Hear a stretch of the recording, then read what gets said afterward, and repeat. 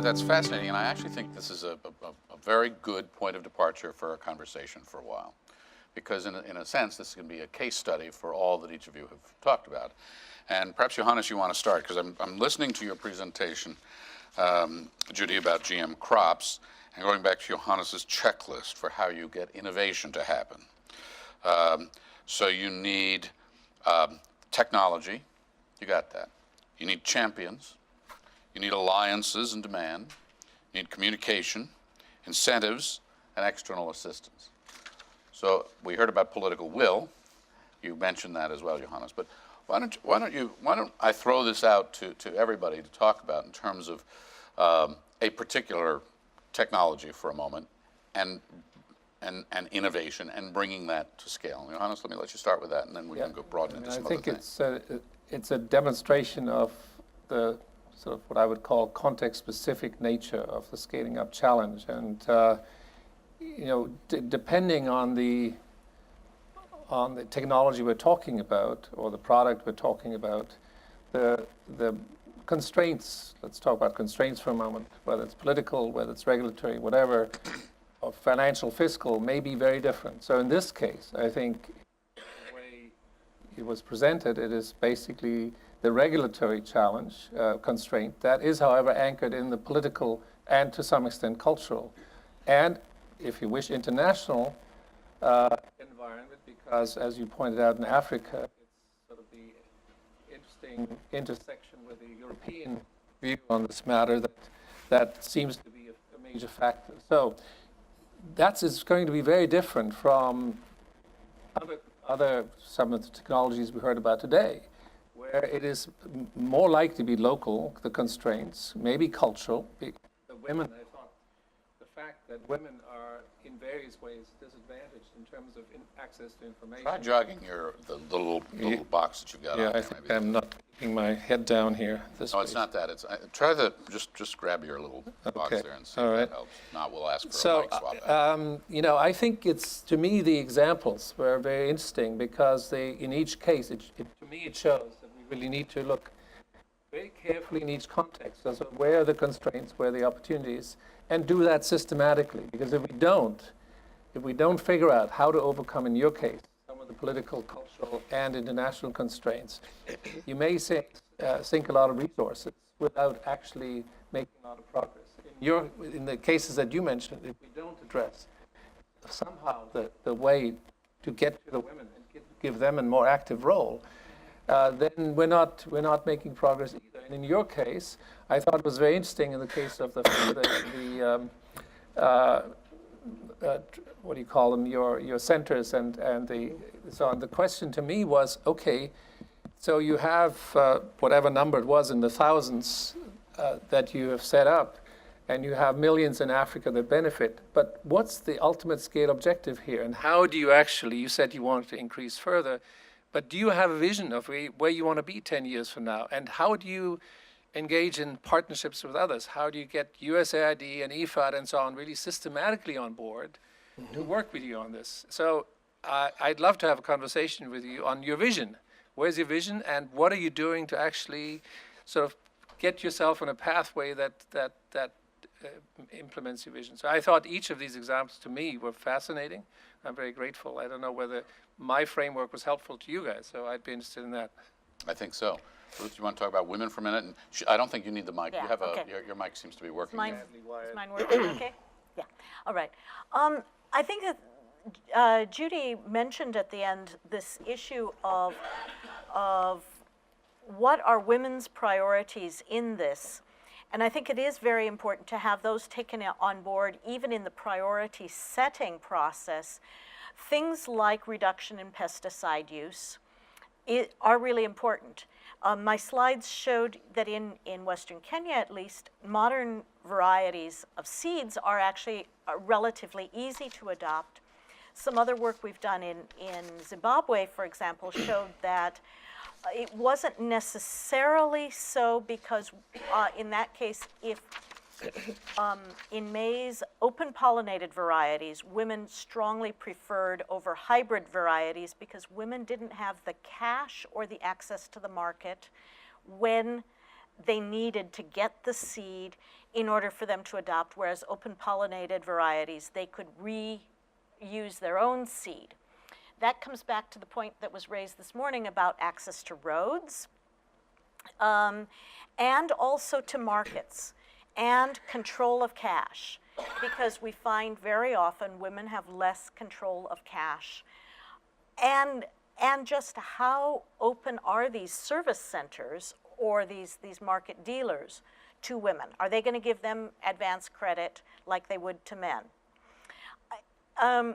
The sort of the walking a mile in her shoes, or in this case, walking 5 miles and arranging to get childcare to cover her time while she goes. You know, seeing it from that angle often helps us to identify both the constraints and the opportunities. What is the gender filter that you would provide to IFPRI's report in the areas of technology that they're identifying, no-till, for example, or nutrient use efficiency, and the whole discussion about integrated soil fertility management? I mean, is there a special gender filter that We, in working with the Climate Change, Agriculture, and Food Security on these climate smart practices, we've been looking at sort of what is Are you able to hear her? Is her mic working? Yes, okay, sorry. We've been looking at which of these are of particular interest to women. And so, for example, planting trees can be a real winner because it helps to make firewood more readily available. And women have a greater responsibility for that. Irrigation also, by making, depending on what its effect on domestic water, but also on nutritious crops. We do find that that's of particular benefit or interest to women.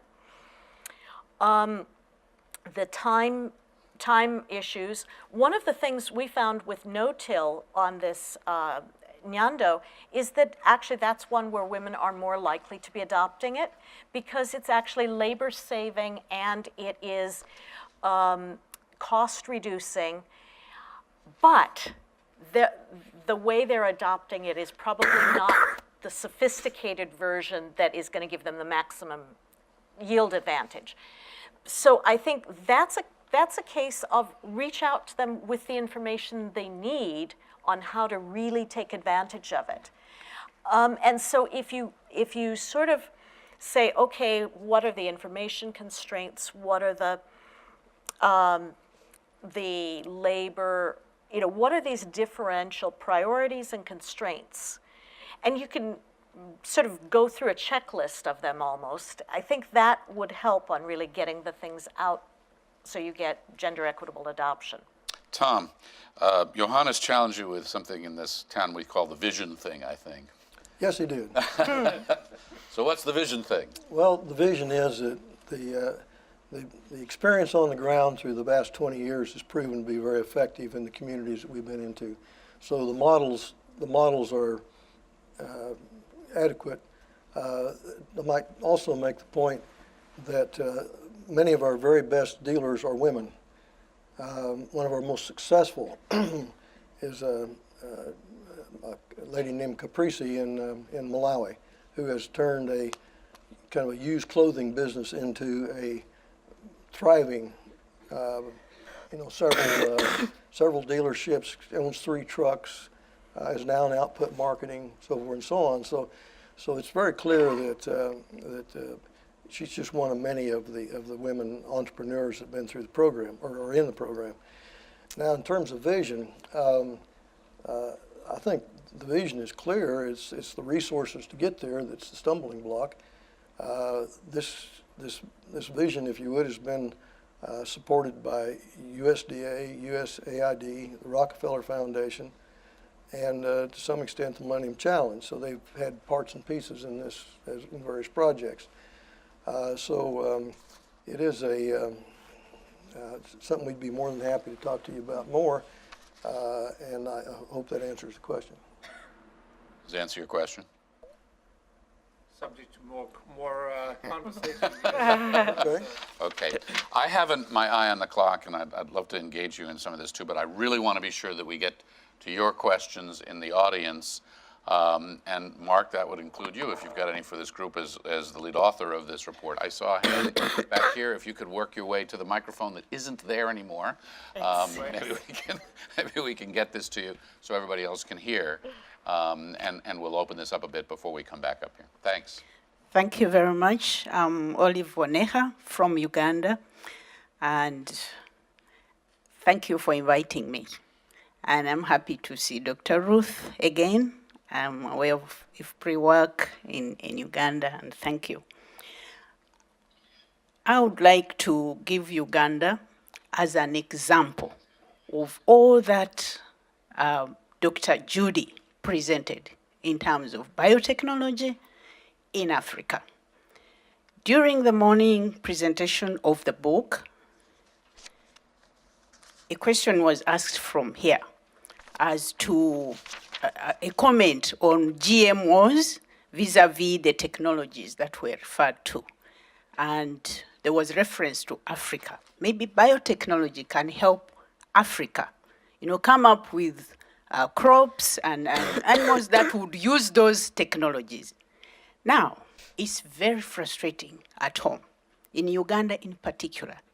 We have got laboratories doing a lot of work on biotechnology. We have got issues of coffee bacterial wilt, banana bacterial wilt, cassava. So in terms of nutrition, it's a problem. Food security is a problem. Coffee, we get our money from coffee. We export some to America here. And there is work going on in terms of biotechnology. There is a bill in Parliament to address issues of biotechnology and biosafety, but the bill is not moving. It has been there for over 7 years. It's in Parliament. Why? Because Careful, of you'll end this up like Congress risk-averse, reactionary, and trade-related blackmail. We export most of our stuff to Europe, and there is blackmail. Thank you very much. Actually, my question is there something happening out there to help Africa, help Uganda in particular, to use biotechnology to address issues of food security, address issues of exports of coffee, at least to America? Thank you very much. Thank you. You brought up one of my favorite countries. I've been to Uganda many times, and I think Uganda is a perfect example. They have more confined field trials in place than any other country on the continent. And they've been going at it for about 7 years, and they're poised to move to the next step to actually have a deregulated product out in the hands of farmers. And these are a variety of crops, from cotton to maize to banana to cassava. So it's, not the traditional, soya, Roundup Ready tolerant soybeans. Stuff that's really important for Uganda, and particularly Ugandan women farmers. And you're absolutely right. The bill is stuck in a process that has been greatly influenced by the politics of the process. And as the bill has started to make progress in recent years, the pressure by external activists has been stepped up in the country, and they're now impacting the ability of this bill to actually move forward in a reasonable, time-sensitive way in Parliament. So the Ugandans have self-organized, and they've formed a coalition of scientists and farmers and private sector and other interested stakeholders to form the Uganda Biotechnology and Biosafety Consortium.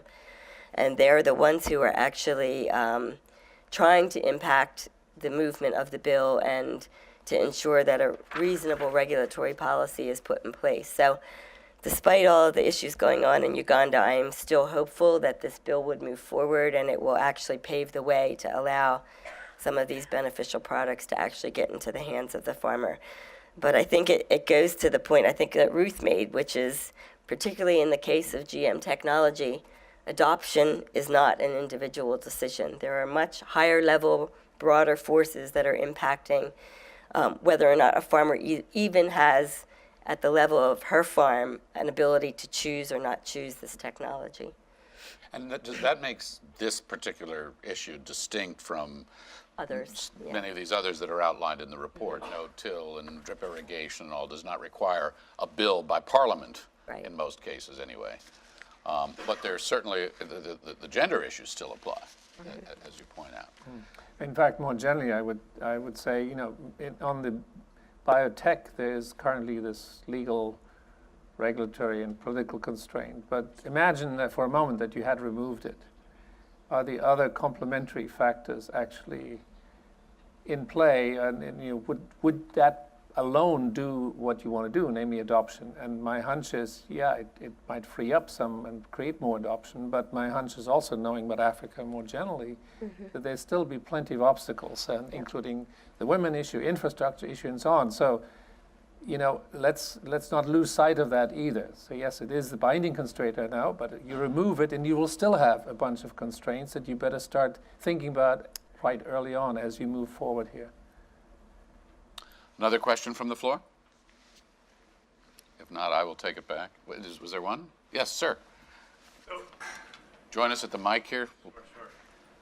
I'm looking around, and unfortunately, I'm not nearly as smart as the people in the room, but I'm one of those crazy entrepreneurs, social impact space. We're looking to solve real problems through economic means. And there's a lot of talk about bureaucracy and a lot of talk about layers and not only economic but cultural realities. And we're beating our heads against the wall thinking, well, listen, we have solutions. The closed source agricultural aquaponics space doesn't have the same barriers inherently as GMO and sort of the biotechnology space. And you'd think, talk about accessibility. These are things that can be done relatively cheaply. But, from my perspective, it just seems very difficult. The reaction I get from people that are already in country, especially in East Africa, is it sounds great, but unless it's proven, scalable, like you said, and already, replicated on a scalable level, nobody really wants to hear about it. And it's sort of the chicken and the egg. And I'm all ears. I mean, any suggestions, any advice, any perspective? Well, I don't know whether you explored it, I'm not an expert on this particular potential, but you might want to look at the USAID, I think it's called the GIF program, which actually has a 3-stage grant mechanism that encourages first innovation and testing innovation, secondly replication of successful innovations, and thirdly scaling up in succession. So if you haven't yet talked to USAID about your particular, but that's a program that might help. Now I understand the first 2 stages have been sort of fairly successfully completed, supporting testing and of innovative interventions and replication relatively limited. What USAID, I understand, is still struggling with is how to support the scaling up, and that's something that I understand the administrator is now really focused on, that he really wants to push the scaling up. Now, whether that harms you, because you will have to already establish some success with replication, I don't know, but there seems to be a willingness to support the first 2 stages also here. So You're familiar with that program? Yeah, I am actually. That's part of the bureaucratic problem, or is that an Well, opportunity? it's actually a wonderful solution if you have the time to wait. I mean, for us, we are your typical social entrepreneurs, and we do a lot with a little bit, and it's out of our own pockets, and it's wonderful. It's amazing work, and I sort of took a little bit of a, excuse the term, but punk rock approach, and that's simply we're going in country and meeting with smallholder farmers. Like you said, asking them, what does the world look like through their eyes? Also, large-scale commercial farmers, seeing if we can get some people that we can get to be early adapters, and sort of have a bigger conversation and getting interwoven into the rubric of development work. I love some perspective, and even it doesn't have to be here, obviously, but it'd be nice to have an ongoing conversation. You guys seem like really smart, knowledgeable people. Thanks. It is, but there's a wonderful chicken and egg issue here, right? Because you talk about scaling up innovation, but you gotta, like you say, you have to do the R&D. You have to have the basic seed of an idea before you can know whether it's going to take root and grow. And those are real barriers. I mean, we're 7 figures in. I mean, and we're 3 years at it. And we have real viable results. But Yeah, it's, but that's where I think, aid organizations ought to be much more, and governments for that matter, ought to be more willing to actually subsidize the capital costs, not necessarily operating in the running costs, but the the upfront capital costs. And that's actually a conclusion which at Brookings in our work on sort of this whole question of public-private partnerships. It's clear that the private sector in developing countries, its biggest problem is to take the upfront risk and subsidizing if you have the resource, and then the question where the resource coming from and how quickly can you phase out subsidies. And once you have subsidies, are people going to be forever clamoring for more and so on? There are a lot of issues with this, but that's probably the only solution, that one has to support the upfront investment cost because the risks are very high and the uncertainty about results is very great. So that would be my brief answer. I will encourage you to carry on your conversation perhaps separately, but in the final few minutes, what I'd like to do is come down the panel, and I'd like you to reflect on the report that Mark and IFPRI have presented here, and each from your own perspective. I mean, I think Schengen Fan said to me earlier, we're going to be out there really trying to make some noise with this thing and trying to have some impact on it. And it raises a lot of very interesting points, and many it reinforces that have already been out there. But I'd like to ask each of you from your own perspective to talk about how you think this report and where you think this report could have the most impact and where its lessons could be most potently applied. And I'll start at the end. Oh, I think this report is really very potent. The first place I would be championing this is in the national agricultural research systems in countries.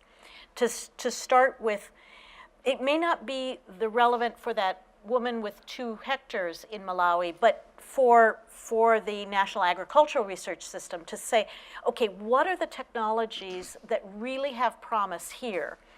And then what's it going to take either in adaptive research for Malawi, or there are things that we can directly take in, but then what's it really going to take it out and get these very promising technologies adopted? I think one of the things is going to be the challenge of the real big potential is not just the seed, but the seed plus the water. And how do we think about connecting those two when you get seed systems that may be done well under private sector, but water is going to require some kind of other action? And how do you get those different institutional systems working together? So Thanks. that's my bet. Great, Johannes.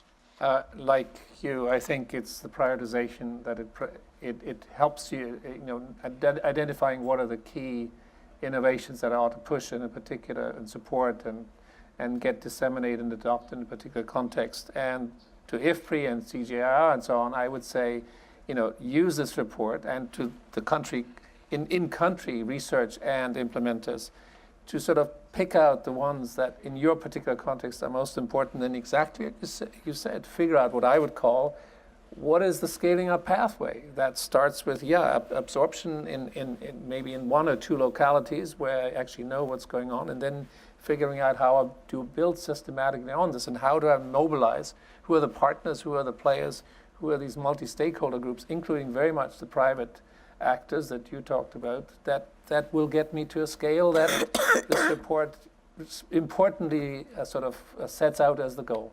Tom? Well, first of all, the 11 areas that were looked at in the report all are practical, real, and they're in a position that we can do something with them. Okay, so that's a good start. They're all somewhat different, but I think the message I would like to say is that even though they're all important, some of them are harder than others. Some of them are very doable right now.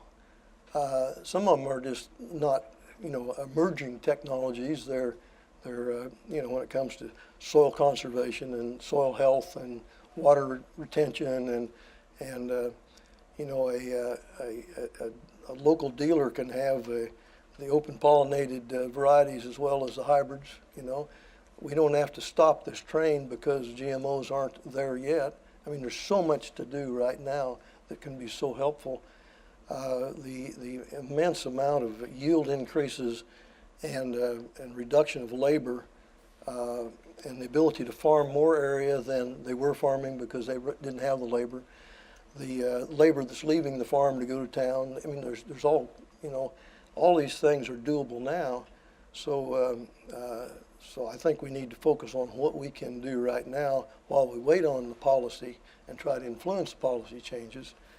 And I would also say this report should be very beneficial in our developing countries, or excuse me, in our developed countries with policymakers to understand that there are these simple, I shouldn't say real simple, but there are these basic things that can be done right now to dramatically improve the livelihoods of the smallholders that are living on the land without, you know, getting caught up in any big bureaucratic, you know, nightmares and stuff. We can make progress right now.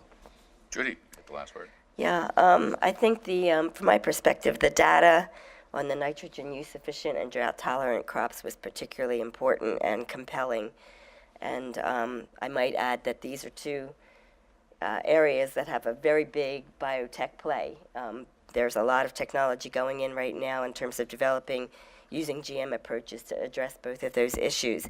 And yet, you know, if we don't solve the bigger problem around GM acceptance and GM policies, those are not ever going to actually get out and be able to affect people's livelihoods. So I would say that particularly focusing on those two technologies within the context of having a more constructive conversation within, not to pick on Guillaume, the OECD countries,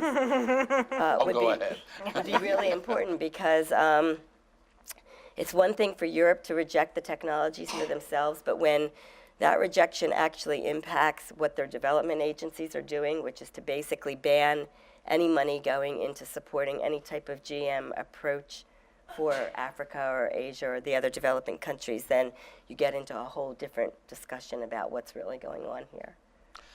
Well, I think this has been a really interesting conversation, and I would just leave you with this thought from my perspective, as a storyteller, as a journalist working with young people.